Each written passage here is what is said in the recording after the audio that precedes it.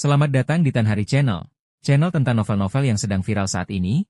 Mohon bisa di-like dan subscribe ya. Terima kasih.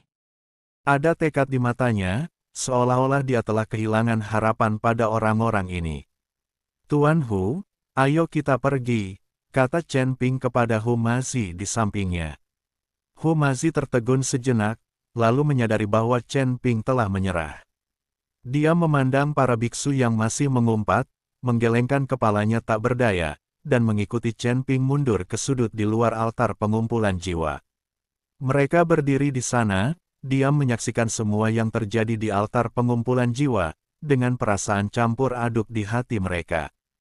Ketika biksu berjubah emas melihat Chen Ping berhenti menyerang, senyum puas muncul di wajahnya. Ia berteriak kepada kerumunan, "Kalian lihat itu.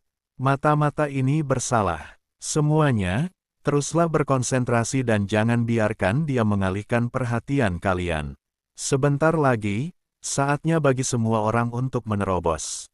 Sambil berbicara, dia mengangkat kembali Rui Giok dan menggumamkan sesuatu. Rui Giok mulai memancarkan cahaya lembut namun hipnotis lagi, dan rune hitam di bawah platform juga menyala lagi, dan retakannya perlahan sembuh. Para pendeta yang terkejut itu ragu-ragu sejenak, lalu benar-benar menutup mata mereka lagi dan jatuh ke dalam keadaan mendengarkan khotbah lagi. Benang-benang jiwa berwarna biru muda kembali melayang keluar dari antara alis mereka dan bergegas menuju alur. Benang-benang jiwa itu bagaikan aliran-aliran kecil, menyatu dalam alur-alur, seakan-akan menceritakan ketidaktahuan dan kesedihan mereka. Hu Mazi sangat marah hingga dia mengepalkan tinjunya dan berkata, "Orang-orang ini sangat bodoh." Dia benar-benar tidak dapat mengerti mengapa para pendeta itu begitu mudah tertipu oleh pendeta berjubah emas dan bersedia mengorbankan jiwa mereka untuk kesempatan terobosan yang ilusif. Chen Ping menyaksikan kejadian itu dalam diam, tatapannya tenang dan damai. Ia dapat melihat bahwa setelah benang-benang jiwa mengalir ke dalam alur, guci jiwa yang berada jauh di dalam alur itu terus mengembang. Samar-samar ia dapat mendengar tangisan jiwa yang lebih jelas datang dari dalam. Suara itu penuh dengan keputusasaan dan rasa sakit. Guci itu pasti berisi jiwa-jiwa banyak kultivator. Jiwa-jiwa itu berjuang dalam guci-guci jiwa, sambil menjerit dalam diam, namun tak seorang pun dapat mendengarnya. Seiring berjalannya waktu, cahaya Rui Giok menjadi semakin terang, dan rune hitam di bawah panggung tampak hidup, terus-menerus berkedip dengan cahaya aneh.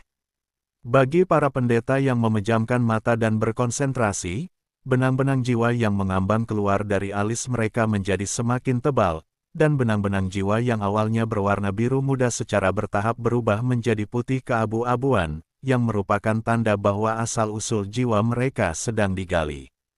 Benang jiwa berwarna putih keabu-abuan ini bagaikan aliran sungai yang tercemar, membawa aura yang tidak menyenangkan.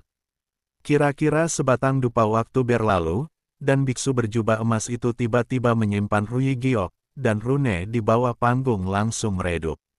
Guci jiwa yang berada jauh di dalam alur itu kini telah meluas hingga setinggi setengah manusia, dan permukaannya ditutupi dengan pola-pola jiwa yang berliku-liku, seperti wajah-wajah kesakitan.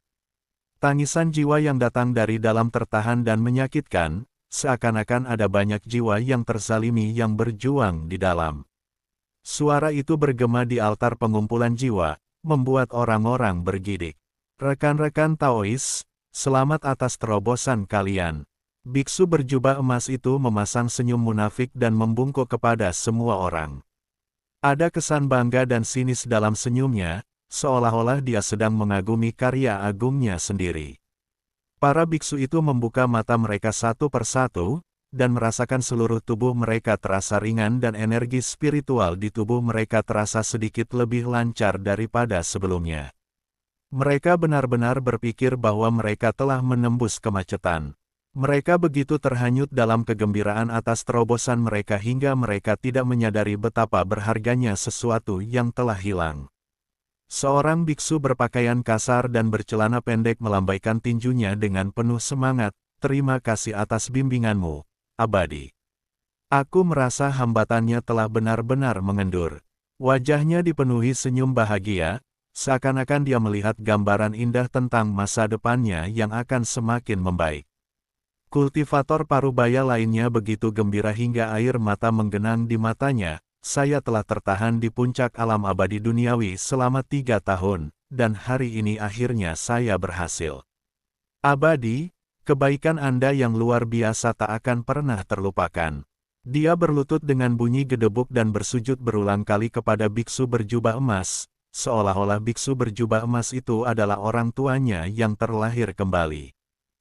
Sesaat, altar pengumpulan jiwa dipenuhi suara syukur. Para biksu mengelilingi biksu berjubah emas itu, berharap mereka bisa segera memujanya sebagai guru mereka.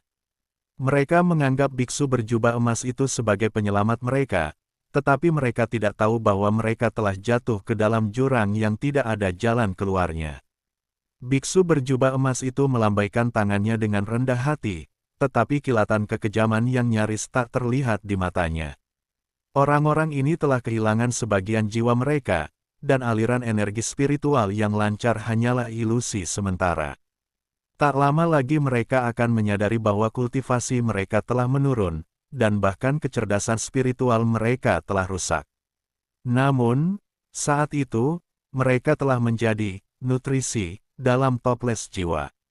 Diam-diam dia menghitung dalam benaknya, dengan seringai puas di wajahnya. Konyol, di sudut, suara Chen Ping yang dipenuhi sarkasme dingin terdengar jelas di telinga semua orang. Suaranya bagaikan guntur yang menggelegar, memecah keharmonisan palsu di altar pengumpulan jiwa. Para biksu langsung terdiam dan menoleh ke arah Chen Ping, wajah mereka langsung menjadi gelap. Ketidakpuasan yang ia rasakan karena diganggu oleh Chen Ping kembali membuncah. Pria berjanggut itu berteriak marah, "Pengkhianat lagi. Apa hubungannya terobosan kami denganmu? Apa kau iri pada kami?" Chen Ping mengabaikan pria kekar itu dan menatap lurus ke arah biksu berjubah emas. Nada suaranya penuh dengan wibawa yang tak terbantahkan, "Serahkan guci jiwa." Matanya bagai dua pedang tajam yang menusuk jantung sang pendeta berjubah emas, menyebabkan jantungnya berdebar-debar. Ekspresi biksu berjubah emas itu berubah, dan ia langsung berpura-pura bingung. "Apa yang kau bicarakan, rekan Taois? Guci jiwa apa? Aku tidak mengerti." Sambil berbicara, dia diam-diam melangkah mundur. Tangannya sudah meraih jimat komunikasi di pinggangnya. Dia tahu kekuatan Chen Ping, jadi dia harus memberitahu Master Istana ke-6. Selama dia menunda sebentar, dia bisa mendapatkan dukungan dari Istana ke-6. Sang biksu berjubah emas berdoa dalam hati, berharap agar Master Istana ke-6 dapat segera datang menyelamatkannya dari kesulitan ini. Tidak mengerti. Chen Ping mencibir dan sosoknya tiba-tiba menghilang dari tempatnya. Dia sangat cepat, seperti hantu, dan mustahil untuk melacaknya. Ketika dia muncul lagi, dia sudah berdiri di tengah panggung, dengan tangan kanannya terulur langsung ke arah alur. Gerakannya bersih dan halus, tanpa keraguan. Melihat ini, biksu berjubah emas menjadi cemas dan mengeluarkan kipas lipat, menepuk punggung Chen Ping, sambil berteriak, "Rekan-rekan Taois. Pengkhianat ini ingin mencuri harta kuil. Dia menghancurkan aspirasi Taois kalian. Hentikan dia." Para kultivator yang baru saja menerobos sudah tidak puas dengan Chen Ping, dan ketika mereka mendengar kata-kata mencuri harta karun, mereka langsung marah. Mereka tampak seperti telah disuntik dengan dosis stimulan. Lebih dari selusin biksu bergegas menuju Chen Ping secara bersamaan, dengan senjata ajaib di tangan mereka. Meskipun fluktuasi energi spiritual tidak setajam sebelumnya, fluktuasi tersebut masih membawa sedikit keganasan. Tanpa menoleh sedikit pun, Chen Ping tiba-tiba memancarkan tekanan kuat dari tubuhnya. Tekanan itu bagaikan gunung yang runtuh, seketika menutupi seluruh altar pengumpulan jiwa. Udara terasa membeku, membuatnya sulit bernapas. Para pendeta yang menyerbu itu bahkan tidak sempat mengangkat tangan mereka sebelum mereka terpaku ke tanah karena tekanan, tidak dapat bergerak, dengan ekspresi ngeri di wajah mereka. Baru pada saat itulah mereka menyadari bahwa energi spiritual dalam tubuh mereka telah menjadi sangat stagnan, dan mereka bahkan tidak dapat mengerahkan setengah dari kekuatan mereka sebelumnya. Seolah-olah ada kekuatan tak kasat mata yang menahan mereka, mencegah mereka menampilkan kemampuan mereka. Bagaimana ini bisa terjadi? Kekuatan spiritualku, seorang kultivator bergumam ngeri, sambil tanpa sadar menyentuh dahinya. Kali ini, dia jelas merasakan bukan hanya sensasi geli di antara kedua alisnya, tetapi juga rasa hampa dan tidak ada apa-apa, yang merupakan jejak yang tertinggal setelah jiwanya diambil. Hatinya dipenuhi rasa takut dan penyesalan, tetapi sudah terlambat. Para biksu lainnya pun bereaksi satu persatu, wajah mereka memucat, dan kegembiraan atas terobosan itu pun sirna, tergantikan oleh ketakutan yang mendalam. Mereka akhirnya menyadari bahaya apa yang mereka hadapi, tetapi mereka tidak tahu bagaimana cara keluar. Chen Ping mengabaikan para biksu yang panik dan mengeluarkan guci jiwa setinggi setengah manusia dari alur dengan tangan kanannya. Jejak api hitam dan putih muncul di ujung jarinya dan dengan lembut menyentuh guci jiwa. Api itu tampak lemah, tetapi mengandung kekuatan besar. Pola-pola jiwa di permukaan toples jiwa itu langsung retak, dan beberapa benang jiwa berwarna biru muda melayang keluar. Begitu bersentuhan dengan udara, benang-benang itu terbang menjauh bagai burung yang ketakutan. Itulah sisa jiwa seorang kultivator yang jiwanya telah lama tercabut. Tanpa inang, ia hanya bisa mengembara tanpa tujuan. Mereka melayang di udara, seolah mencari rumah mereka. Itu, benang jiwa, kata seorang lelaki tua berambut putih dengan suara gemetar, matanya penuh ketidakpercayaan. Dia akhirnya mengerti bahwa apa yang dikatakan Chen Ping sebelumnya memang benar. Mereka tidak membuat terobosan sama sekali, tetapi jiwa mereka telah tersedot. Hatinya dipenuhi penyesalan dan rasa menyalahkan diri sendiri, dan dia membenci dirinya sendiri karena begitu mudahnya mempercayai kata-kata biksu berjubah emas itu. Rekan Taois, tolong bebaskan jiwa kami. Biksu setengah baya yang sebelumnya terharu hingga menitikkan air mata, kini berlutut dan bersujud kepada Chen Ping berulang kali. Dahi pria itu membentur tanah dengan suara, bang-bang, dan tak lama kemudian darah mengucur keluar. Para biksu lainnya pun bereaksi dan berlutut, menangis dan memohon, kami tahu kami salah. Mohon ampuni kami, sesama Taois, dan kembalikan jiwa kami. Suara mereka dipenuhi keputusasaan dan permohonan, berharap untuk memperbaiki kesalahan mereka. Chen Ping menatap para biksu yang berlutut dan memohon, tanpa sedikit pun rasa kasihan di wajahnya. Api muncul di ujung jarinya lagi, dan kali ini, api langsung menyelimuti guci jiwa. Saat ia berlatih teknik konsentrasi hati di dalam tubuhnya, benang-benang jiwa milik para pendeta altar pengumpulan jiwa di dalam guci jiwa turut terekstraksi sedikit demi sedikit, berubah menjadi aliran energi jiwa murni yang mengalir ke dalam tubuhnya melalui ujung jarinya. Teknik jantung konsentrasi Chen Ping dapat memurnikan semua hal, jadi jiwa-jiwa ini juga dapat menjadi sumber daya untuk kultivasi Chen Ping.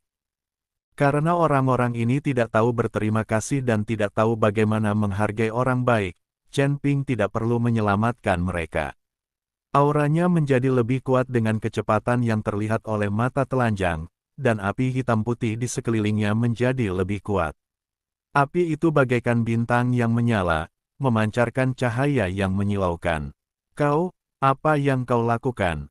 Itu jiwa kami. Melihat ini, mata seorang kultivator langsung memerah.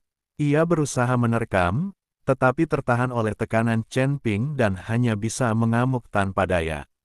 Tubuhnya terus berputar dan berputar, tetapi dia tidak dapat melepaskan diri dari kekuatan yang menindas itu. Kalian tidak bisa melakukan ini.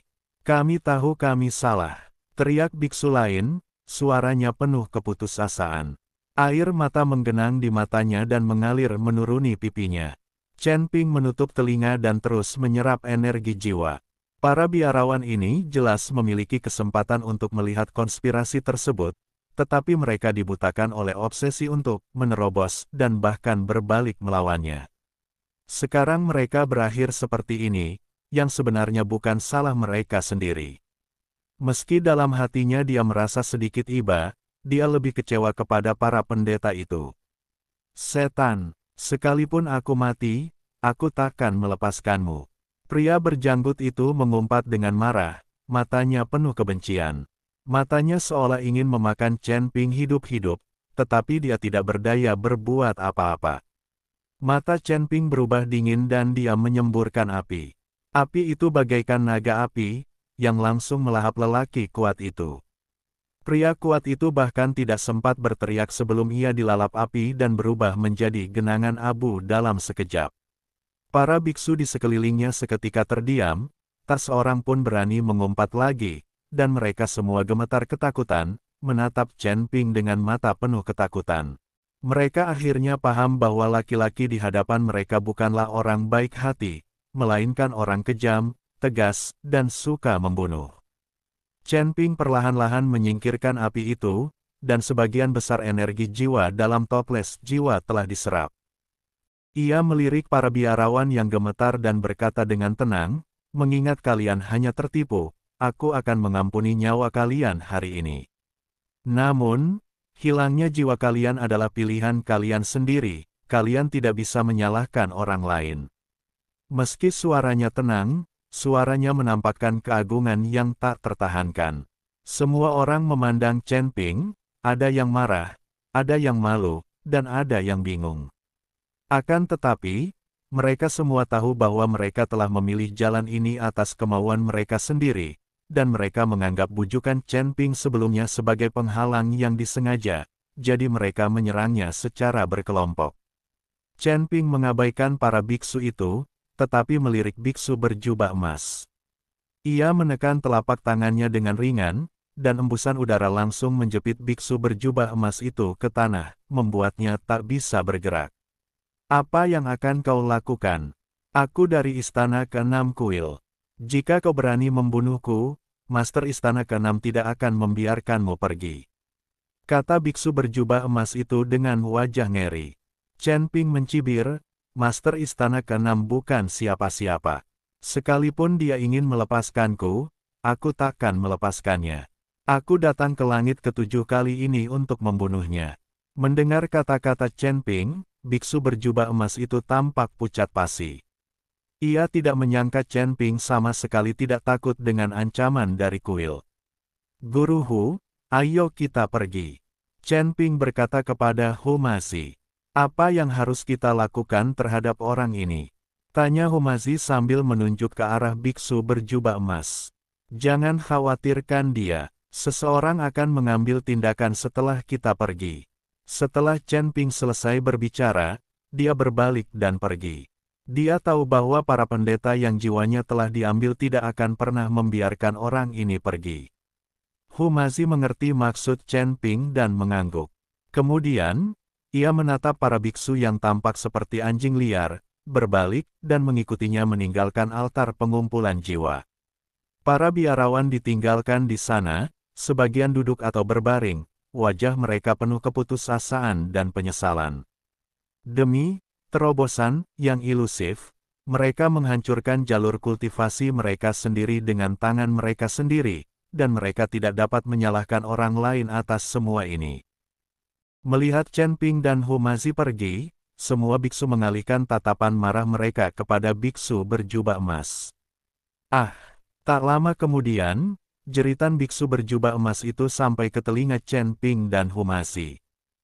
Gunung di langit ke-7 bagaikan sarang binatang buas raksasa yang tersembunyi dalam kegelapan, penuh dengan suasana misterius dan berbahaya. Ruang pertemuan di aula ke-6 bait suci bagaikan jantung seekor binatang raksasa yang berdetak dengan irama tegang dan marah. Master Istana ke-6 duduk di kursi pertama, sosoknya yang tinggi memancarkan aura keagungan tanpa terlihat marah. Ujung jarinya dengan lembut memainkan jimat giok putih, yang berkelap-kelip dengan cahaya lembut namun misterius di bawah cahaya lilin. Cahaya lilin di aula bergoyang liar, bagaikan sekelompok peri yang gelisah, memancarkan cahaya dan bayangan di dinding, membuat ekspresi jahat di wajah Master Istana ke-6 semakin jelas. Baru-baru ini, Ia menerima pesan dari biksu berjubah emas. Pesan itu membawa sedikit kegembiraan dan kebanggaan, memberitahunya bahwa semuanya berjalan lancar di altar pengumpulan jiwa dan bahwa Guci jiwa telah mengumpulkan benang jiwa dari hampir 1000 kultivator. Menurut rencana, dalam beberapa hari, Guci jiwa yang membawa kekuatan jiwa dari para biksu yang tak terhitung jumlahnya ini akan diserahkan ke Istana Dao Jahat, menyelesaikan transaksi rahasia dan berbahaya. Master Istana ke-6 tampaknya telah melihat imbalan yang berlimpah setelah transaksi yang sukses dan peningkatan lebih lanjut statusnya di kuil, dan sudut mulutnya tanpa sadar terangkat sedikit. Sekarang, di gudang Istana ke-6, sejumlah besar batu abadi menumpuk. Selama Master Istana ke-6 dapat mengirimkan batu-batu abadi ini kepada Master Istana ke-3, masa depannya akan cerah. Namun, takdir tampaknya selalu ingin memberikan pukulan fatal kepada orang-orang ketika mereka sedang dalam kondisi paling sombong. Pada saat ini, jimat komunikasi yang rusak tiba-tiba terbang dari luar aula seperti meteor yang tidak terkendali. Kertas jimat itu meledak di udara, pecah menjadi pecahan-pecahan kecil yang tak terhitung jumlahnya. Hanya suara-suara yang terputus-putus, dipenuhi ketakutan dan keputusasaan, yang bergema di udara. Kepala istana, sesuatu yang buruk telah terjadi, Guci jiwa telah dicuri. Tuan Jubah Emas, suara itu tiba-tiba berhenti, seolah dicekik oleh tangan raksasa tak kasat mata. Hanya abu kertas jimat yang terbakar yang tersisa, perlahan berjatuhan bagai kepingan salju dan berhamburan di tanah, seolah pertanda buruk. Kepuasan di wajah Master Istana ke-6 lenyap dalam sekejap, digantikan oleh keterkejutan dan kemarahan yang amat sangat. Matanya sebesar lonceng tembaga, dan ia membanting meja sekuat tenaga. Kekuatan dahsyat itu menghancurkan meja di depannya dalam sekejap, dan serpihan kayu beterbangan kemana-mana. Energi spiritual di sekitar tubuhnya tiba-tiba meledak dan menyebar ke segala arah bagaikan air pasang. Para biksu di aula itu terbanting ke tanah oleh kekuatan dahsyat ini. Mereka begitu ketakutan hingga wajah mereka memucat. Mereka berlutut di tanah, tak berani bernapas, seperti domba yang akan disembelih. Master Istana ke-6 melangkah maju mundur, setiap langkah dipenuhi amarah yang hebat, dan tanah di bawah kakinya mengeluarkan suara, bang-bang. Matanya dipenuhi amarah, seakan-akan dia ingin membakar seluruh dunia menjadi abu. Guci jiwa adalah kunci transaksi antara kuil dan kuil kejahatan. Guci ini bukan sekadar wadah, tetapi juga alat penting bagi kuil untuk mendapatkan keuntungan dalam kegelapan. Sekarang Guci jiwa telah hancur, tidak hanya sekutu kuat Istana Sindao akan hancur total, tetapi juga akan berdampak serius pada masalah penting yang ditugaskan oleh Master Istana ketiga. Dia sangat memahami metode Master Istana ketiga. Jika terjadi kesalahan, dia mungkin tidak akan tahu bagaimana dia mati. Terlebih lagi, sekaranglah saatnya Master Istana ketiga dan Master Istana keempat bertarung secara terbuka dan diam-diam. Master Istana keempat memiliki lebih banyak suara di Istana Raja Dewa karena ia didukung oleh Raja Dewa. Oleh karena itu, Master Istana ketiga hanya bisa mengandalkan kolusi rahasia dengan Istana Jahat untuk memperkuat kekuatannya sendiri dan mempertahankan posisinya di kuil. Sekarang Guci jiwa telah hancur, jika Istana Jalan Jahat tidak bekerja sama, keadaan akan menjadi tidak terkendali. Master Istana ke-6 menarik napas dalam-dalam dan berusaha keras menekan amarah di hatinya. Amarah itu bagai gunung berapi yang akan meletus, dan ia pun menahannya untuk sementara dengan sekuat tenaga. Lalu, dia berteriak keras ke arah luar kuil, "Pergi dan selidiki. Siapa yang berani menyentuh barang-barang kuil di kota angin hitam? Kalau kalian tidak bisa menyelidikinya, kalian semua akan mati." Suaranya bagaikan guntur, bergema di luar aula dan membuat para pendeta di luar gemetar sekujur tubuh. Ya, para biksu di luar balai itu buru-buru menerima perintah itu, tidak berani lalai sedikit pun, lalu berbalik dan pergi dengan tergesa-gesa, seakan-akan ada seekor binatang buas yang mengejar mereka.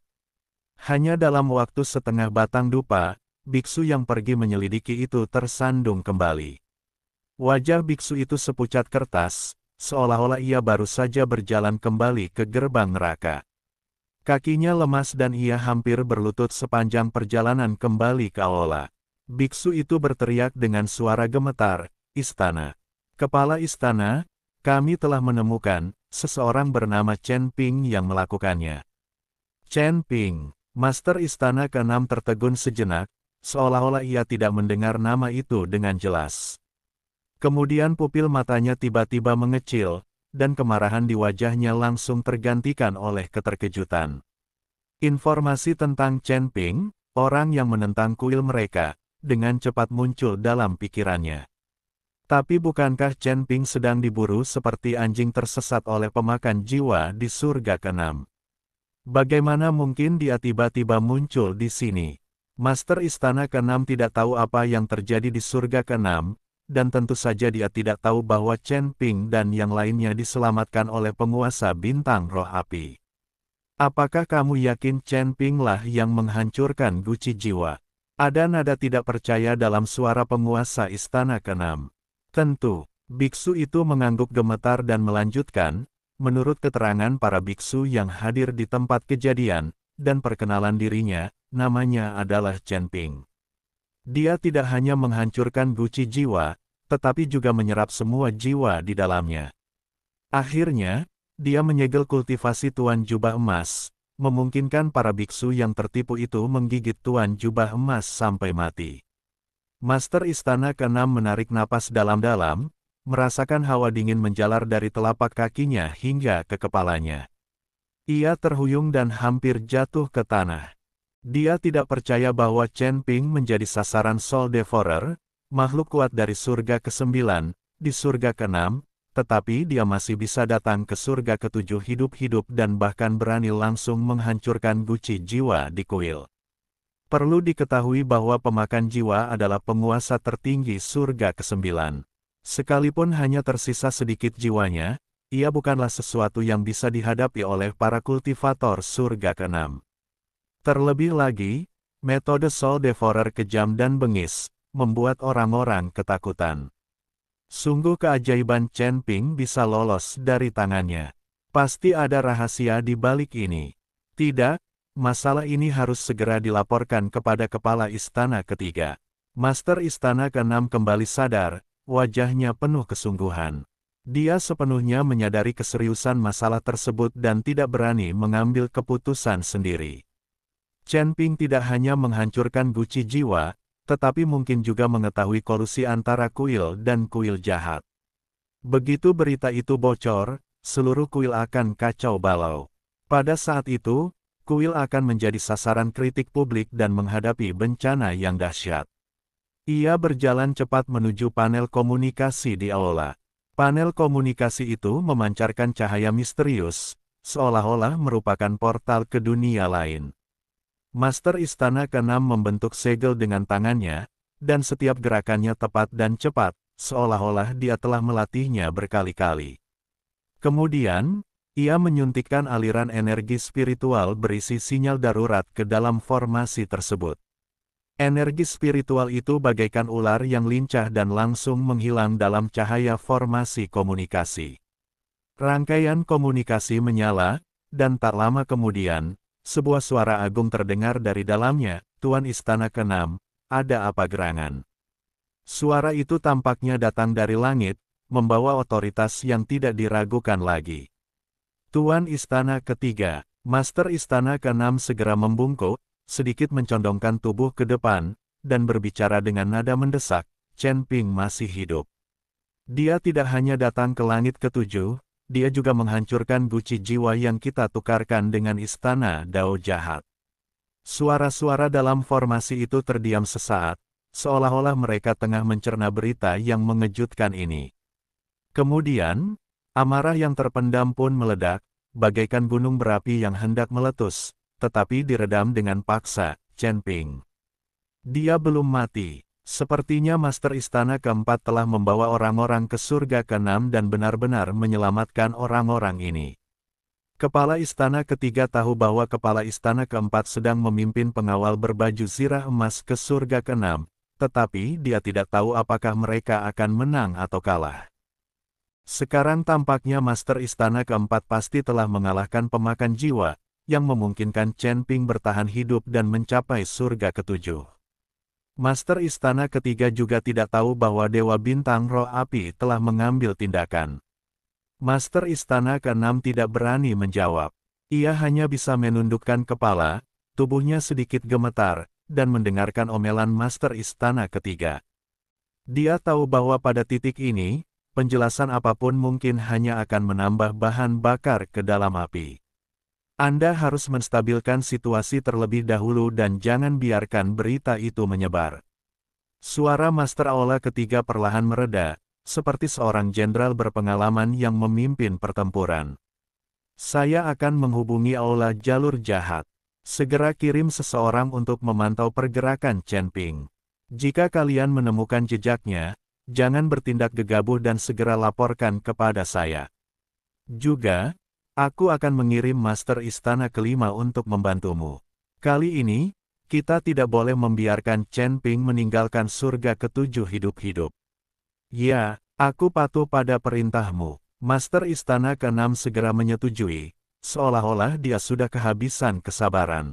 Lampu pada jaringan komunikasi padam, dan Aula kembali damai, tetapi di balik ketenangan itu terdapat arus bawah yang bergejolak. Pada saat yang sama, suasana di Aula cabang Aula kejahatan surga ketujuh juga sangat hikmat. Tetua Aula Jalan Jahat, Sue Wuying, duduk di singgasana hitam yang memancarkan aura dingin, seolah-olah diukir dari es. Dia memegang token hitam yang rusak di tangannya, yang merupakan sinyal terakhir yang dikirim kembali oleh anak buah Scarface. Token yang rusak berarti orang tersebut telah meninggal, bagaikan bintang jatuh, menghilang selamanya dalam kegelapan. Beberapa biksu dari Aula Dao Jahat yang baru saja melarikan diri dari altar pengumpulan jiwa berlutut di depan Aula. Tubuh mereka gemetar seperti sekelompok burung yang ketakutan. Mereka melaporkan penghancuran guci jiwa dengan suara gemetar, setiap kata dipenuhi rasa takut dan putus asa. Chen Ping, orang ini mencapai level ketujuh begitu cepat. Suara Sue Wuying sedingin es, seolah berasal dari gudang es, dan matanya penuh dengan niat membunuh. Niat membunuh itu seperti suatu zat, menyebabkan suhu di aula turun beberapa derajat. Guci jiwa adalah kunci kemajuan istana jalur jahat. Guci ini membawa benang jiwa dari hampir 1000 kultivator dan merupakan sumber daya penting bagi istana jalur jahat untuk meningkatkan kekuatannya. Kini setelah guci jiwa itu hancur, benang jiwa hampir 1000 kultivator pun hilang. Ini tentu saja merupakan pukulan berat baginya. Bagaimana mungkin ia tidak marah? Terlebih lagi, mereka telah menyediakan sejumlah besar batu abadi ke kuil, dan sekarang guci jiwa hampir penuh, tetapi ada sesuatu yang tidak beres saat ini. Saat Sue Wuying berada di surga keenam, dia melihat sang pemakan jiwa hendak mati, maka dia diam-diam melarikan diri ke surga ketujuh. Awalnya dia mengira dengan kekuatan Chen Ping, akan butuh waktu baginya untuk mencapai level ketujuh, tetapi dia tidak menyangka dia akan mencapainya secepat itu. Penatua, Chen Ping ini tidak hanya menghancurkan guci jiwa, tetapi juga menyerap semua benang jiwa di dalamnya untuk meningkatkan kekuatannya sendiri. Biksu yang berlutut di depan menjawab dengan gemetar, wajahnya penuh ketakutan, seolah-olah Chen Ping berada tepat di belakangnya dan dapat mengambil nyawanya kapan saja. Apa? Sue Wuying tiba-tiba berdiri, dan kabut hitam pekat keluar dari tubuhnya. Kabut hitam itu menyebar liar di aula seperti tentakel iblis. Dia tidak menyangka Chen Ping juga bisa menyerap jiwa untuk berlatih. Tahukah kamu, tidak banyak orang yang bisa menguasai keterampilan semacam ini, bahkan di antara para praktisi sihir. Sekarang Sue Wuying semakin merasa bahwa Chen Ping memiliki terlalu banyak rahasia. Serahkan perintahku, sekalipun kau harus menjungkir balikan langit ketujuh. Kau harus menemukan Chen Ping. Hidup atau mati, suara Sue Wuying bergema di aula bagaikan guntur. Ya, para biksu di aula menjawab serempak, mata mereka penuh tekad dan keganasan, seperti sekelompok prajurit yang siap berperang. Mereka berbalik dan pergi dengan tergesa-gesa, sosok mereka dengan cepat menghilang di luar aula, hanya menyisakan suara langkah kaki yang tergesa-gesa. Sue Wuying juga berdiri dan bersiap untuk menemui Master Istana ke-6 Kuil untuk membahas masalah ini. Chen Ping adalah musuh bersama mereka, dan karena guci jiwa telah dihancurkan, kesepakatan di antara mereka harus dihitung ulang. Chen Ping, kemana kita selanjutnya? Kurasa kuil dewa dan kuil kejahatan sedang mencari kita sekarang. Di tanah tandus, Humazi mengikuti Chen Ping dan bertanya. Kedua orang itu sudah meninggalkan kota angin hitam. Mereka tahu bahwa kota angin hitam pasti sedang kacau saat ini. Pertama, temukan lokasi aula ke-6 kuil. Setelah menghancurkan aula ke-6, cari aula jahat. Chen Ping berkata dengan tatapan tegas. Dengan tingkat kultivasinya saat ini di alam abadi bumi tingkat ke-5, akan mudah baginya untuk membunuh Master Istana ke-6. Chen Ping takut ia tidak akan bertemu lawan di seluruh surga ke-7. Lagi pula, para kultivator di surga ke-7 umumnya tidak terlalu kuat, dan kebanyakan dari mereka hanya berada di bawah tingkat ketiga alam abadi manusia. Chen Ping berada di alam manusia tingkat ke-5, dan dengan pedang pembunuh naga, busur Raja Dewa, kirin api, dan harta karun lainnya di tangannya, mudah baginya untuk membunuh para kultivator di bawah alam manusia tingkat ketiga. Ada alasan penting lainnya mengapa Chen Ping pergi menemui Master Istana ke-6, yaitu untuk melihat apakah Istana ke-6 memiliki sejumlah besar batu abadi yang tersembunyi. Karena Istana Jalan Jahat menggunakan teknologi pemurnian batu abadi dengan batu roh dan menukarnya dengan guci jiwa dari kuil suci, Istana ke-6 pasti memiliki sejumlah besar batu abadi yang dimurnikan. Lagi pula, transaksi rahasia mereka telah berlangsung selama ratusan tahun. Terlebih lagi, Chen Ping tidak tahu berapa banyak dunia di alam bawah, di mana dia diperbudak oleh kuil dewa dan kuil kejahatan, memurnikan batu abadi untuk mereka. Chen Ping sekarang membutuhkan banyak sumber daya. Meskipun menara penekan iblis dapat mempercepat kultivasinya, itu tidak berguna tanpa sumber daya. Seiring kekuatan Chen Ping tumbuh, sumber daya yang dibutuhkannya pun meningkat secara eksponensial. Dibandingkan dengan sumber daya yang dikonsumsi oleh kultivator lain, Chen Ping menghabiskan ribuan atau bahkan jutaan kali lebih banyak. Jadi Chen Ping sekarang harus mengumpulkan berbagai sumber daya dengan cara apapun. Sekarang dia hampir tak terkalahkan di surga ke-7, dan lebih mudah baginya untuk mengumpulkan sumber daya. Tetapi jika Anda benar-benar pergi ke surga ke-8, atau bahkan surga ke-9, di mana Anda dikelilingi oleh bahaya, di mana Anda akan memiliki waktu dan suasana hati untuk mengumpulkan sumber daya. Ayo pergi, kata Humazi. Chen Ping mengangguk, dan mereka berdua mulai bergerak maju melawan angin kencang di hutan belantara.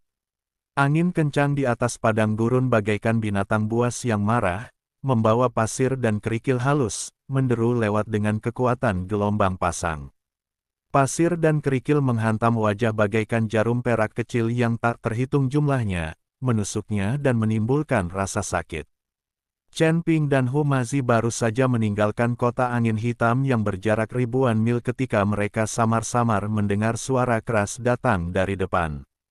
Kedengarannya seperti suara nyaring logam yang bertabrakan, bercampur dengan raungan marah dan kutukan keji. Sepertinya ada pertarungan yang terjadi di depan. Humazi menyipitkan matanya yang tajam dan melihat ke arah asal suara itu. Di sebuah lembah tak jauh dari sana, dua kelompok pendeta tengah bertarung satu sama lain, dan suasana menjadi kacau balau. Salah seorang di antara mereka berpakaian hijau, mengayunkan pedangnya dengan kuat, setiap tebasan membawa niat membunuh yang dahsyat. Pihak lainnya berpakaian kain hitam, menggunakan sepasang tangan besi sebagai senjata, tangan itu bersiul dan sangat kuat. Kedua gerombolan manusia itu mengepung sebuah mata air yang menyemburkan gumpalan kabut putih. Sorot mata mereka penuh keserakahan dan keganasan, seakan-akan mata air itu adalah harta paling berharga di dunia. Mata air itu tidak besar, diameternya hanya beberapa kaki, tetapi memancarkan cahaya redup, seperti bintang yang berkelap-kelip di langit malam. Udara dipenuhi aura abadi yang tipis namun sangat murni, yang terus bertahan. Jelaslah bahwa ini adalah mata air abadi alami. Bagi para kultivator, tak diragukan lagi ini adalah tempat suci untuk berkultivasi yang sulit ditemukan. Kebetulan sekali, aku hanya kekurangan energi abadi untuk kultivasi. Senyum yang nyaris tak terlihat melintas di mata Chen Ping, dan senyum itu mengandung sedikit kepercayaan diri dan ketenangan, seolah-olah semuanya berada di bawah kendalinya. Sebelum dia selesai berbicara, dia berjalan lurus ke arah celah itu, langkahnya mantap dan tegas, setiap langkahnya seakan berada di antara langit dan bumi, dengan momentum yang tidak perlu diragukan lagi. Melihat ini, Hu Mazi buru-buru mengikutinya dari dekat. Ia terlalu mengenal Chen Ping dan tahu apa yang dipikirkan Chen Ping. Meskipun energi peri dari mata air peri ini tidak sekuat batu peri, energinya murni secara alami. Bagi Chen Ping, yang baru saja menghabiskan banyak kekuatan spiritual, ini adalah pilihan yang sangat baik untuk mengisi kembali kekuatan spiritualnya. Begitu keduanya mencapai muara lembah, mereka ditemukan oleh para pendeta yang sedang berkelahi. Seorang kultivator berjubah hijau sedang mengayunkan pedangnya untuk memaksa lawannya mundur. Mendengar suara itu, ia tiba-tiba berbalik, matanya terbelalak, dan berteriak, "Dari mana kultivator liar ini datang? Tidakkah kau lihat kami sedang mencoba mencuri mata air abadi? Keluar dari sini kalau kau tidak mau mati." Suaranya bagaikan guntur, bergema di lembah. Seorang pria kekar berpakaian hitam lainnya juga menghentikan apa yang sedang dilakukannya dan mengamati Chen Ping dan Hu Mazi dari atas ke bawah. Ketika tatapannya tertuju pada Chen Ping, secercah rasa jijik melintas di matanya. Ia melihat aura Chen Ping hanya berada di tingkat kelima alam abadi bumi, sementara Hu Mazi baru saja mencapai alam abadi manusia. Menurutnya, kedua orang ini seperti semut. Dengan tingkat kultivasimu, beraninya kau ikut bersenang-senang. Pergi sekarang, atau aku akan membuatmu berlumuran darah. Lelaki kekar berpakaian hitam itu mengatakan hal ini dengan ekspresi jijik di wajahnya, seolah-olah Chen Ping dan Hu Mazi hanyalah dua semut yang bisa diinjak sesuka hati. Chen Ping berhenti dan perlahan mengamati mata air peri. Meskipun mata airnya kecil, hawa peri di air mata air itu naik perlahan-lahan, seperti pita-pita cahaya yang mengambang di udara.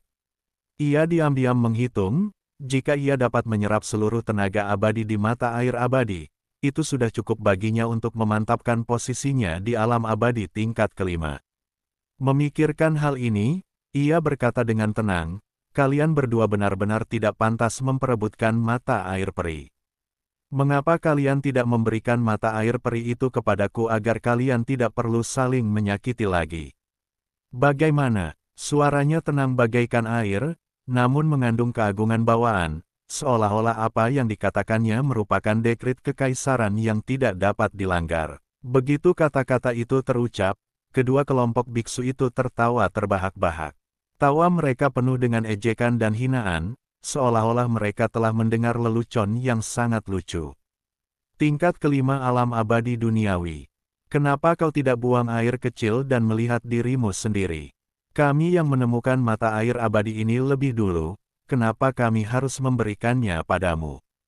Sang biksu berjubah hijau menutupi perutnya, tertawa terbahak-bahak hingga ia terjatuh ke belakang, matanya penuh dengan sarkasme. Pria kekar berbaju hitam itu bahkan meludah langsung dan berkata dengan kejam, "Kau sudah bosan hidup. Dengan kemampuanmu yang terbatas, beraninya kau datang dan mencuri barang-barang kami. Percaya atau tidak, aku akan menghajarmu sampai ke rahim." Sambil berbicara, dia sengaja mengangkat tinjunya yang seukuran karung pasir, seolah-olah dia akan menghancurkan Chen Ping berkeping-keping di detik berikutnya. Melihat ini, Hu Mazi tiba-tiba menjadi cemas. Ia hendak mengeluarkan jimat dari tangannya dan bersiap untuk bertarung dengan para biksu ini, tetapi Chen Ping mengangkat tangannya untuk menghentikannya. Masih belum ada ekspresi apapun di wajah Chen Ping, seolah-olah semua ini sesuai dengan harapannya. Dia hanya mengangkat tangan kanannya perlahan-lahan, telapak menghadap ke bawah, dan menekannya dengan ringan. Berdengung, tekanan tak terlihat dari langit dan bumi tiba-tiba menyebar dari tubuh Chen Ping, seperti awan gelap yang menekan langit, langsung menutupi seluruh lembah. Tekanan itu bagaikan binatang buas raksasa yang telah tertidur lama dan terbangun, membawa serta kekuatan untuk menghancurkan dunia dan membuat semua orang gemetar ketakutan. Senyum di wajah kedua kelompok pendeta yang masih berteriak itu seketika membeku, kemudian wajah mereka memucat seperti kertas putih, dan tubuh mereka pun merosot tak terkendali, seakan-akan ditindih oleh gunung tak kasat mata. Tekanan macam apa ini? Pisau biksu berjubah hijau itu jatuh ke tanah dengan bunyi berdentang. Ia merasa seperti ada gunung yang menekan dadanya. Bahkan bernapas pun terasa sulit. Kakinya terus gemetar dan ia hampir jatuh berlutut. Matanya dipenuhi ketakutan dan keputusasaan, seolah-olah dia telah melihat akhir dunia. Pria kekar berbaju hitam itu juga tidak jauh lebih baik. Ia menggertakkan gigi dan mencoba mengerahkan energi spiritual dalam tubuhnya untuk melawan, tetapi begitu energi spiritual itu mulai mengalir, energi itu langsung tertahan oleh tekanan dan tak sedikit pun bisa dilepaskan. Ia menatap Chen Ping dengan ngeri, matanya penuh ketidakpercayaan. Bagaimana mungkin seorang dewa bumi kelas 5 bisa melepaskan tekanan yang begitu mengerikan? Ini bukan kekuatan yang seharusnya dimiliki alam abadi bumi. Di matanya, Chen Ping bagaikan iblis dari neraka, memiliki kekuatan dahsyat yang tak dapat dipahaminya. Sekarang, apakah kau masih menganggapku tidak layak mendapatkan mata air peri ini? Suara Chen Ping masih tenang, tetapi mengandung keagungan yang tak diragukan, seolah-olah dia adalah penguasa dunia dan segalanya berada di bawah kendalinya. Meski suaranya tidak keras, namun bagaikan guntur, bergema di telinga setiap biksu dan membuat mereka takjub. Kedua kelompok biksu itu tidak berani membantah. Wajah mereka pucat pasi dan seluruh tubuh mereka gemetar. Baru saja dia berpikir untuk mengusir Chen Ping dan Humasi, tetapi sekarang dia menyadari bahwa orang yang sedang dihadapinya bukanlah seorang kultivator bumi abadi biasa, tetapi sosok kejam yang menyembunyikan kekuatannya. Mereka bagaikan sekawanan domba yang siap disembelih. Di bawah tekanan Chen Ping, mereka tak berdaya melawan. "Senior, tolong selamatkan nyawaku." Biksu berjubah hijau adalah yang pertama bereaksi. Ia jatuh berlutut dengan bunyi plop, berguling, dan merangkak keluar dari lembah. Ia tampak sangat merana, seolah-olah seekor binatang buas sedang mengejarnya. "Kita tidak menginginkan mata air peri lagi. Serahkan semuanya pada senior," teriaknya sambil berlari, suaranya penuh ketakutan dan permohonan. Melihat kejadian ini, para biksu yang lain pun ikut berlutut, bahkan tidak mau repot-repot mengambil senjata di tanah, dan lari meninggalkan lembah dengan tergesa-gesa, karena takut dibunuh oleh Chen Ping jika terlambat sedetik saja. Namun sesaat kemudian, hanya Chen Ping dan Humasi yang tertinggal di lembah. Begitu pula mata air peri yang memancarkan kabut putih. Mata air peri tertiup angin sepoi-sepoi, dan kabut putih melayang lembut, seolah menceritakan pengalaman mendebarkan barusan. Humasi menatap para biksu yang melarikan diri dengan panik dan tak kuasa menahan tawa. Orang-orang ini sungguh tak tahu berterima kasih. Seandainya mereka tahu kalian begitu berkuasa, mereka tak akan berani bersikap sombong seperti itu. Tawanya dipenuhi kekaguman dan kekaguman terhadap Chen Ping. Di matanya, Chen Ping adalah pahlawan di hatinya, yang bisa melakukan apa saja. Chen Ping tidak menanggapi, tetapi berjalan langsung ke mata air peri dan duduk bersila. Dia mengangkat tangannya dan melambaikannya, lalu api hitam putih langsung menyelimuti mata air itu. Api itu tampak hidup, melompat dan berkelap-kelip di atas mata air, memancarkan aura misterius dan kuat. Saat api berkobar, energi abadi di mata air perlahan-lahan terkuras, mengalir deras melalui hidungnya dan masuk ke dalam tubuhnya. Begitu energi abadi memasuki tubuhnya, rasanya seperti telah menemukan rumah, dengan cepat menyehatkan meridian dan dantiannya. Dengan masuknya energi abadi yang terus-menerus, aura di sekitar Chen Ping menjadi semakin kuat, dan tingkat kultivasinya di alam abadi duniawi tingkat kelima juga perlahan-lahan mulai stabil. Dia dapat merasakan bahwa kekuatan spiritual dalam tubuhnya menjadi lebih padat, seolah-olah telah ditempa ulang. Bahaya tersembunyi yang tersembunyi saat menyerap energi jiwa sebelumnya juga berangsur-angsur hilang di bawah nutrisi energi abadi, seperti es dan salju di musim dingin yang perlahan mencair di bawah sinar matahari. Hu Mazi berjaga di samping. Ia mengamati sekeliling dengan waspada, matanya penuh kewaspadaan dan tekad. Ia tahu bahwa Chen Ping sedang dalam masa kritis kultivasi dan tidak bisa diganggu oleh siapapun. Ia bagaikan penjaga setia, menjaga keselamatan Chen Ping, bahkan dengan mempertaruhkan nyawanya sendiri. Sekitar 1 jam kemudian, energi abadi di mata air itu terserap seluruhnya, dan mata air itu kehilangan kilaunya sebelumnya, menjadi tidak berbeda dari air mata air biasa. Mata air peri yang awalnya mengeluarkan kabut putih kini menjadi tenang dan biasa saja, seolah tidak terjadi apa-apa. Chen Ping perlahan membuka matanya, dan secercah cahaya melintas di matanya. Cahaya itu bagaikan kilatan petir di langit malam, menerangi seluruh lembah. Aura di sekelilingnya juga menjadi stabil, bagaikan gunung yang menjulang tinggi, kokoh dan kuat. Bagaimana? Hu Mazi bergegas maju dan bertanya, matanya penuh kekhawatiran dan harapan. Dia sangat ingin tahu hasil latihan Chen Ping. Menurutnya, peningkatan kekuatan Chen Ping berarti mereka akan memiliki jaminan ekstra di dunia yang penuh bahaya ini. Untungnya, kultivasi saya telah stabil. Chen Ping berdiri dan meregangkan otot-ototnya. Gerakannya halus dan alami, seolah-olah setiap otot berada di bawah kendalinya. Meskipun mata air abadi ini kecil, ia memecahkan masalahku saat ini. Namun, jika aku ingin menembus ke tingkat ke-6 alam abadi bumi, aku akan membutuhkan lebih banyak sumber daya. Ada sedikit tekad dan antisipasi dalam nada suaranya, seolah-olah dia telah melihat hari ketika dia akan mencapai tingkat yang lebih tinggi. Dia menatap ke kejauhan, matanya tegas dan dalam, seolah-olah dia telah melintasi batas waktu dan ruang dan melihat masa depan yang tidak diketahui. Ayo kita lanjutkan pencarian kita untuk menemukan istana ke-6 kuil suci. Setelah kita mendapatkan batu abadi istana ke-6, terobosan tak lama lagi akan datang. Meski suaranya tidak keras, suaranya penuh kekuatan, seolah-olah itu adalah panggilan, yang memberi inspirasi bagi dirinya dan Hu Mazi untuk terus melangkah maju. Hu Mazi mengangguk, dan keduanya tidak berhenti dan berjalan menuju ke arah aula ke-6 kuil. Angin di gurun masih menggigit, menyengat wajah mereka, tetapi tak mampu menggoyahkan tekad mereka untuk terus maju.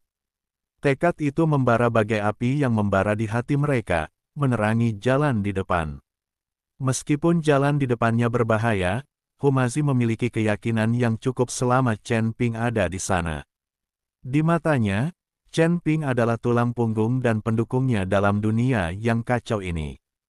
Chen Ping juga tahu dalam hatinya bahwa jika dia ingin mengetahui konspirasi antara kuil dewa dan kuil kejahatan, dan jika dia ingin melindungi Master Istana keempat, dia harus meningkatkan kekuatannya sesegera mungkin. Hanya jika Anda cukup kuat, Anda dapat memperoleh pijakan di surga ketujuh yang berbahaya ini dan melindungi segala sesuatu yang ingin Anda lindungi. Ia bagaikan seorang pengembara yang sendirian, melangkah maju dengan teguh di jalan berduri ini, dan tidak akan mundur betapapun banyaknya kesulitan dan tantangan yang dihadapinya. Karena dia tahu bahwa di belakangnya, ada banyak pasang mata yang menatapnya dengan penuh harap, dan banyak sekali orang yang membutuhkan perlindungannya sedang menunggunya. Dia harus menjadi lebih kuat, cukup kuat untuk mengendalikan takdirnya sendiri, cukup kuat untuk mengubah aturan dunia ini. Di tanah tandus, angin dan pasir masih mengamuk. Angin kencang membawa pasir dan kerikil bagaikan binatang buas yang mengamuk di padang gurun yang luas. Suara siulan angin bagaikan auman binatang buas purba yang membuat orang-orang merasa takjub sekaligus takut. Chen Ping dan Hu Mazi berjalan satu demi satu, berjuang maju di tengah angin kencang. Jejak kaki mereka terbenam dalam pasir, dan setiap langkah membutuhkan usaha yang luar biasa. Angin kencang terus bertiup di wajah mereka dan pasir menusuk kulit mereka bagai jarum, tetapi mereka tetap melangkah maju dengan mantap. Keduanya telah berjalan selama beberapa hari, tetapi masih belum menemukan petunjuk apapun tentang Aula ke-6 kuil. Di tengah padang gurun yang luas ini, mereka bagaikan dua butir pasir yang tak berarti, yang dimanipulasi oleh takdir sesuka hatinya. Tanah tandus di surga ketujuh ini bagaikan tempat yang terlupakan. Energi peri begitu tipis dan lingkungannya sangat keras. Tak heran kedua kelompok akan bertarung sampai mati demi mata air peri kecil. Chen Ping tidak tahu seberapa luas gurun ini atau kapan ia bisa keluar. Ia ingin terbang keluar, tetapi sepertinya ada sesuatu yang menariknya kembali, yang membutuhkan banyak energi spiritual. Mereka tidak memiliki banyak sumber daya untuk diisi ulang sekarang, jadi selama tidak ada bahaya, mereka dapat menabung sebanyak yang mereka bisa. Chen Ping, kita sudah pergi beberapa hari, dan kita bahkan belum melihat satu orang pun, apalagi Aula ke-6 kuil suci. Hu Mazi menyeka debu dari wajahnya dan berkata tanpa daya. Wajahnya penuh kelelahan dan kecemasan, dan kulitnya yang sudah kasar menjadi semakin kering dan pecah-pecah karena angin dan pasir dalam beberapa hari terakhir. Chen Ping berhenti dan memandang hamparan tanah kosong di sekelilingnya. Dia berpakaian putih dan tampak sangat tenang di tengah angin kencang. Menurut spekulasinya, sebagai kekuatan besar, kuil ke-6 seharusnya tidak sulit ditemukan. Bagaimanapun, kekuatan sebesar itu akan selalu meninggalkan petunjuk. Namun faktanya, mereka tidak menemukan petunjuk sama sekali, seolah-olah kuil ke-6 hanyalah legenda ilusi yang tidak pernah ada di dunia ini. Sepertinya lokasi Aula ke-6 kuil memang tersembunyi, atau mungkin para biksu di sini sangat merahasiakan kuil tersebut. Chen Ping berkata dengan suara berat. Suaranya terdengar agak teredam diterpa angin kencang, tetapi penuh dengan ketegasan yang tak terbantahkan. Dalam beberapa hari terakhir, mereka telah bertemu dengan beberapa biksu yang tersebar. Kebanyakan pendeta itu terburu-buru, seolah-olah mereka menghindari sesuatu. Namun ketika Aula ke-6 kuil itu disebut-sebut, orang-orang itu hanya menggelengkan kepala dan berkata tidak tahu, atau bergegas pergi dengan panik, seolah-olah nama itu tabu. Suatu hari, mereka bertemu dengan seorang lelaki tua yang tampak ramah. Begitu Chen Ping bertanya tentang Aula ke-6 kuil, wajah lelaki tua itu langsung memucat, bibirnya gemetar, dan ia tak bisa berkata apa-apa. Ia hanya melambaikan tangannya dengan putus asa, lalu berbalik dan lari, seolah-olah sedang dikejar banjir atau binatang buas. Ini bukan solusi. Kita harus memikirkan cara lain. Hu Mazi berkata dengan cemas. Dia tahu bahwa Chen Ping membutuhkan sejumlah besar batu abadi untuk menerobos kultivasinya, tetapi sekarang dia bahkan tidak dapat menemukan bayangan Aula ke-6 kuil, apalagi mendapatkan batu abadi. Diam-diam dia merasa cemas, berpikir jika dia terus mencari tanpa petunjuk apapun, terobosan Chen Ping akan tertunda. Ada juga arwah umatnya. Semakin lama kita menemukannya, semakin banyak kemalangan yang akan menimpa mereka. Tepat saat keduanya kebingungan, teriakan minta tolong seorang wanita tiba-tiba terdengar dari kejauhan, memecah kesunyian hutan belantara. "Tolong, lepaskan aku, siapa kamu?" Suaranya tegas dan cepat, dengan ketakutan dan perjuangan yang jelas. Di tengah deru angin, suara itu terdengar sangat samar, tetapi sampai ke telinga Chen Ping dan Hu Mazi dengan jelas. Ketika Hu Mazi mendengar suara seorang wanita, matanya tiba-tiba berbinar dan dia segera melihat ke arah asal suara itu. Saya melihat beberapa sosok samar sedang menarik sesuatu di balik lereng tak jauh dari sana. Lereng itu tampak agak goyang karena angin kencang, dan pasir serta kerikil terus berguling turun darinya. Chen Ping, dengarkan, sepertinya ada wanita yang sedang dalam masalah. Hu Mazi berkata dengan penuh semangat, dan tanpa menunggu jawaban Chen Ping, dia berlari ke sana dengan tidak sabar.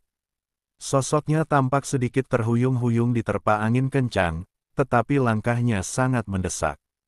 Selama periode ini, Hu Mazi tidak menyentuh wanita manapun, yang mana hal itu sangat tidak mengenakan.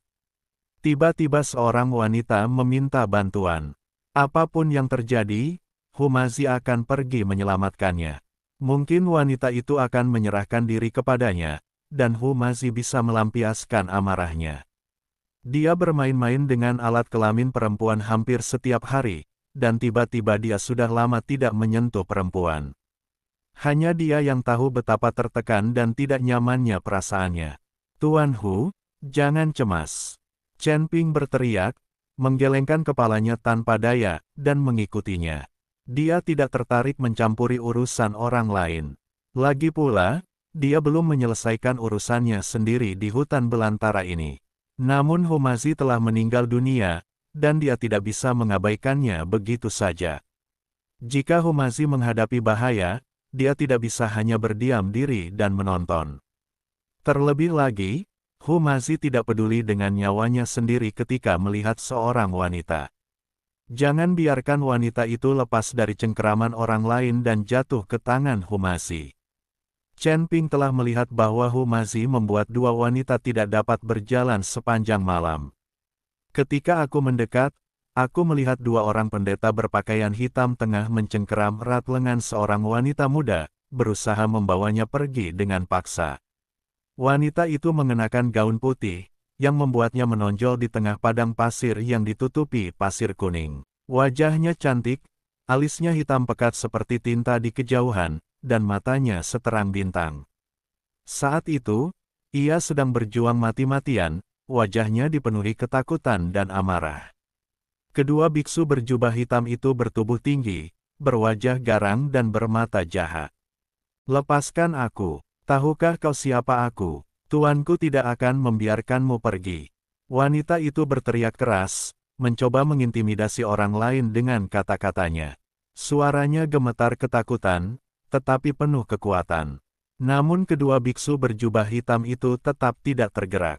"Siapa kamu? Kenapa kamu menangkapku?" Wanita itu berjuang mati-matian. Kau menyebarkan rumor kemana-mana, memfitnah kuil kita karena membuka altar, hanya untuk mencuri jiwa orang lain.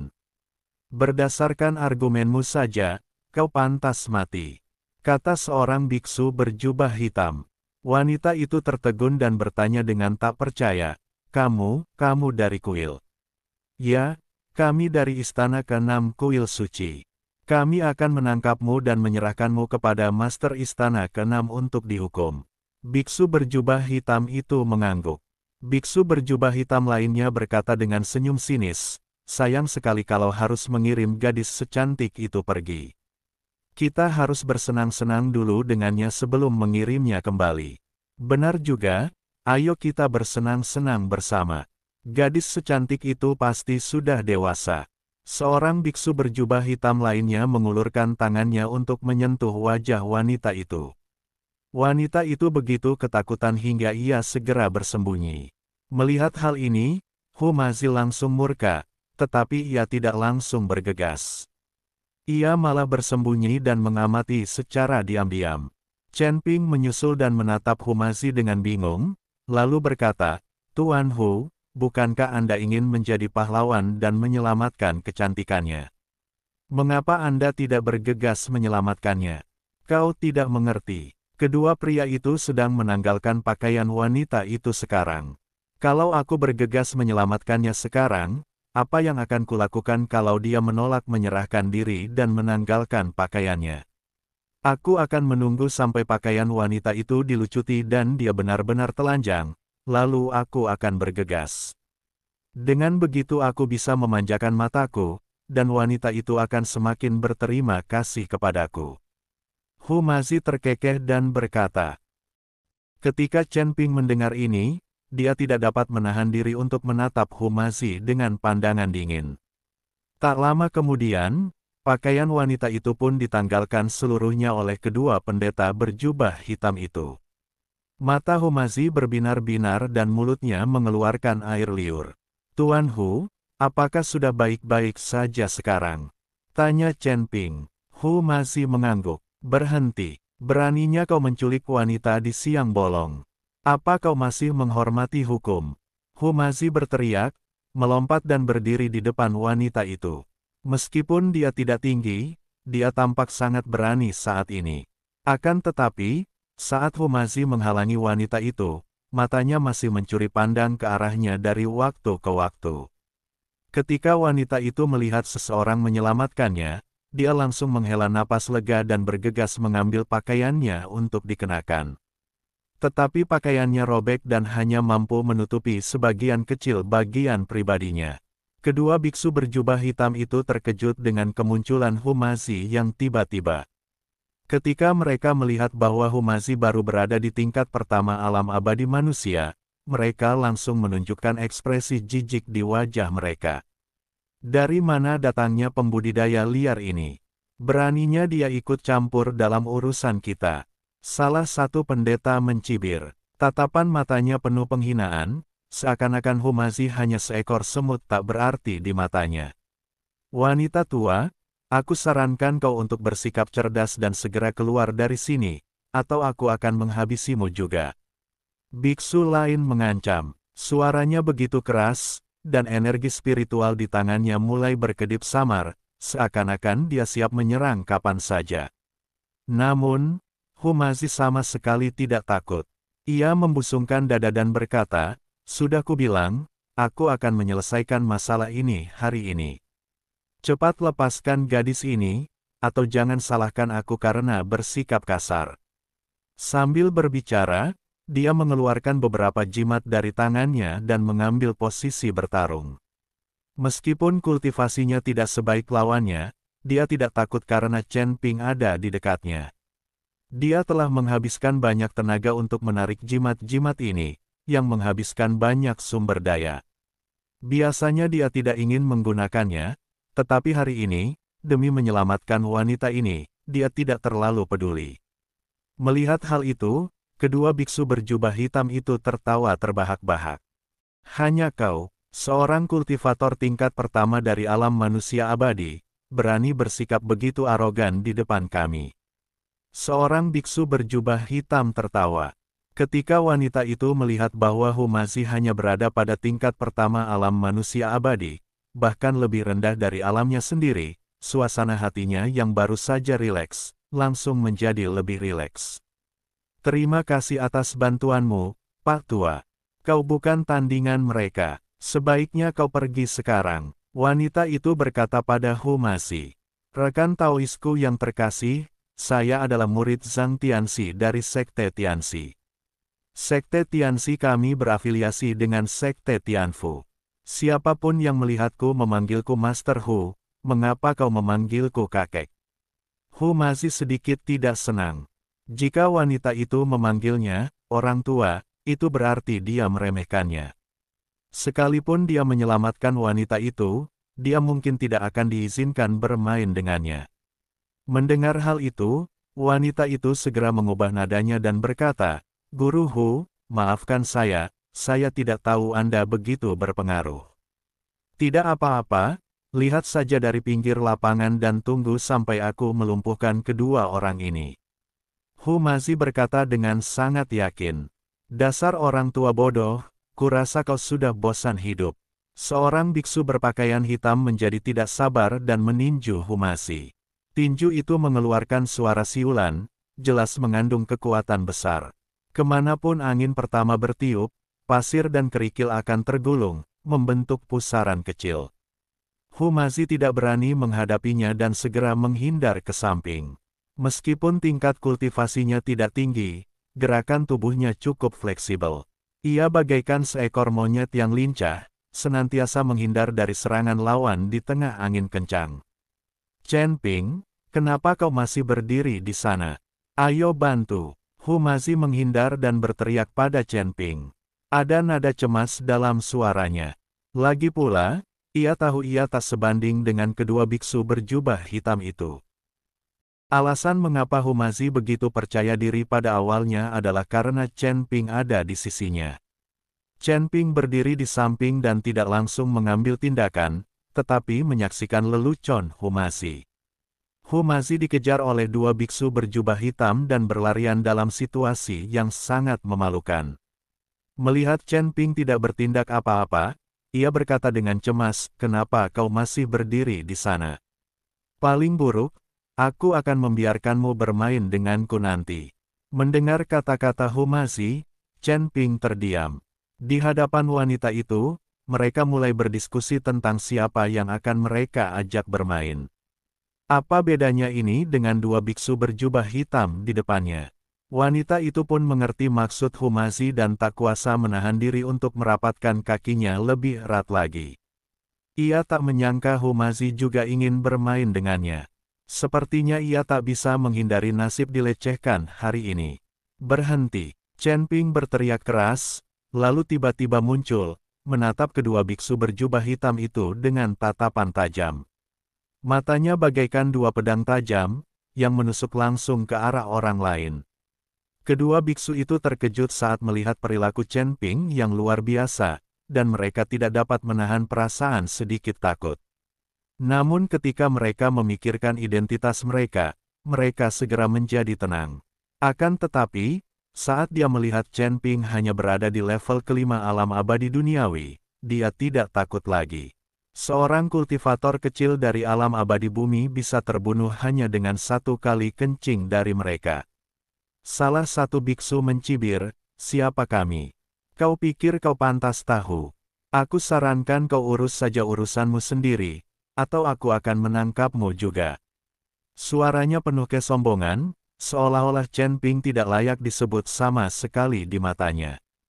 "Oh, jadi, identitas kalian sangat mengesankan." Senyum sinis muncul di bibir Chen Ping. Ada sedikit rasa jijik dalam senyumnya, seolah-olah dia sedang mengejek kesombongan orang lain. Biksu itu tampak kesal dengan sikap Chen Ping. Ia mendengus dingin dan berkata, "Karena kau begitu gigih mencari kematian, maka aku akan mengabulkan keinginanmu. Dengarkan baik-baik, kami biksu dari Aula ke-6 Kuil. Keluarlah dari sini jika kau tahu apa yang baik untukmu, atau jangan salahkan kami karena bersikap kasar." Aula ke-6 Kuil. Ketika Humazi mendengar ini, wajahnya langsung berubah. Ia tidak menyangka bahwa saat ia dengan santai mencoba menyelamatkan si cantik, ia malah bertemu dengan orang aslinya. Sekilas terlihat keterkejutan di mata Chen Ping, tetapi kemudian dia kembali tenang. Memang benar setelah mencari jarum dalam tumpukan jerami, akhirnya ditemukan tanpa usaha apapun. Orang dari Aula ke-6 Kuil yang mereka cari tiba-tiba muncul di hadapan mereka. Diam-diam dia merasa gembira, mengira bahwa dia akhirnya bisa menemukan petunjuk ke Aula ke-6 Kuil. Ketika kedua biksu berjubah hitam melihat ekspresi Chen Ping dan Humazi berubah setelah mendengar nama Aula ke-6 Kuil, mereka mengira mereka takut dan langsung menunjukkan senyum puas di wajah mereka. "Bagaimana? Apa kamu takut?" Salah satu biksu berkata dengan arogan, "Belum terlambat untuk keluar sekarang, kalau tidak, kalian akan menyesal saat kami bertindak." Suaranya penuh ancaman, seolah dia yakin akan kemenangan. "Chen Ping, mereka dari Istana ke-6 Kuil. Mereka mungkin tahu lokasi Istana ke-6.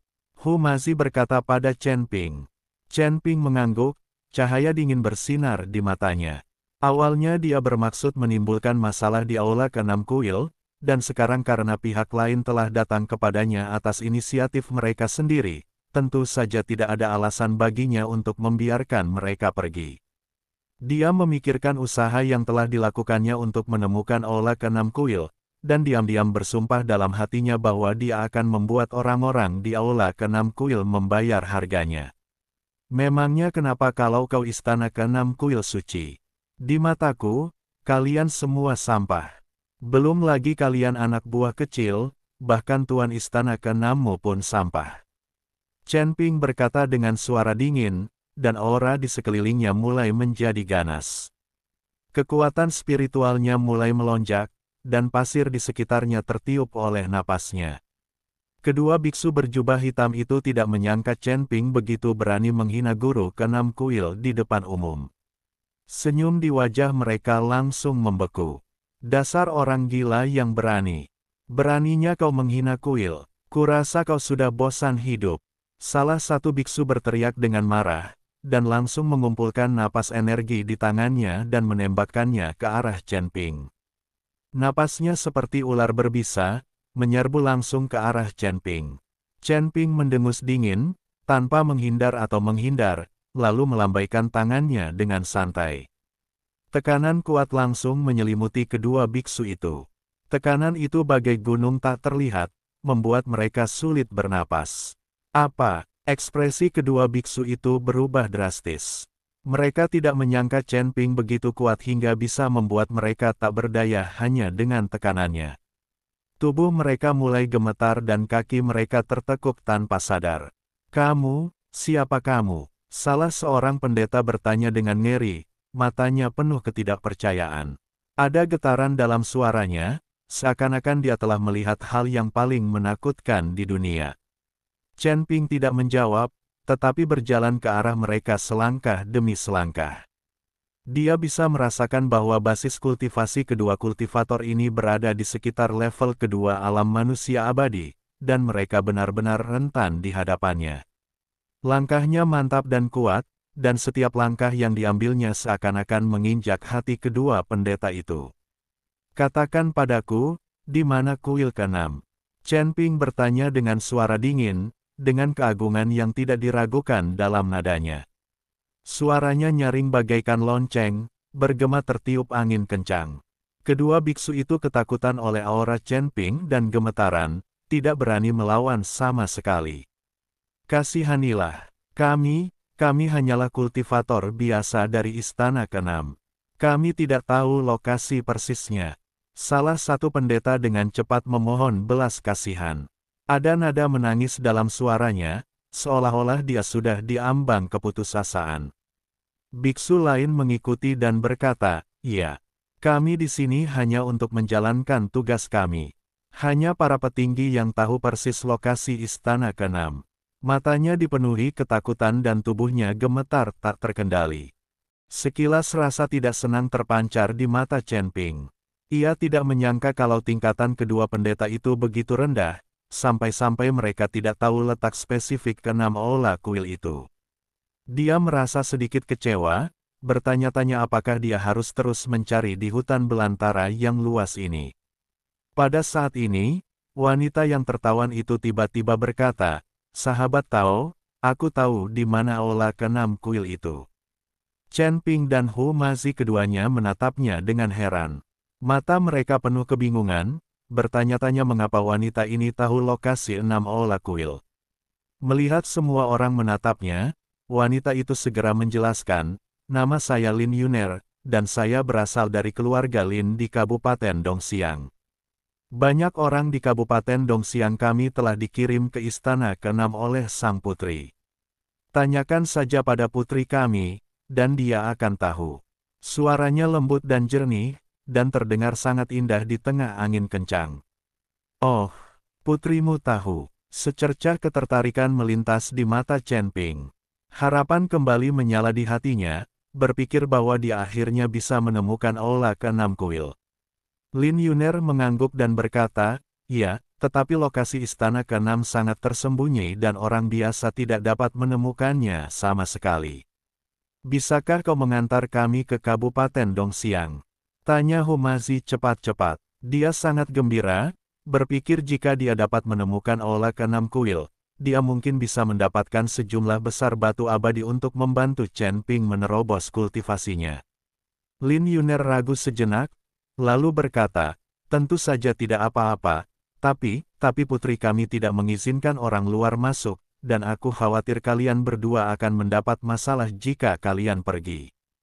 Matanya penuh kekhawatiran, khawatir Chen Ping akan berada dalam bahaya. Chen Ping mencibir, "Apakah putrimu sangat kuat? Apakah dia masih bisa mencegah orang lain memasuki Kabupaten Dongxiang?" Menurut Chen Ping, hanya kekuatan yang cukup kuat yang berani mengeluarkan perintah untuk tidak mengizinkan orang luar memasuki wilayahnya, jika tidak perintah itu akan menjadi lelucon. "Bukan begitu, tapi putri kami punya hubungan baik dengan kuil, jadi dia mendapat dukungan kuil, dan biasanya tidak ada yang akan memprovokasi dia." Lin Yuner berkata.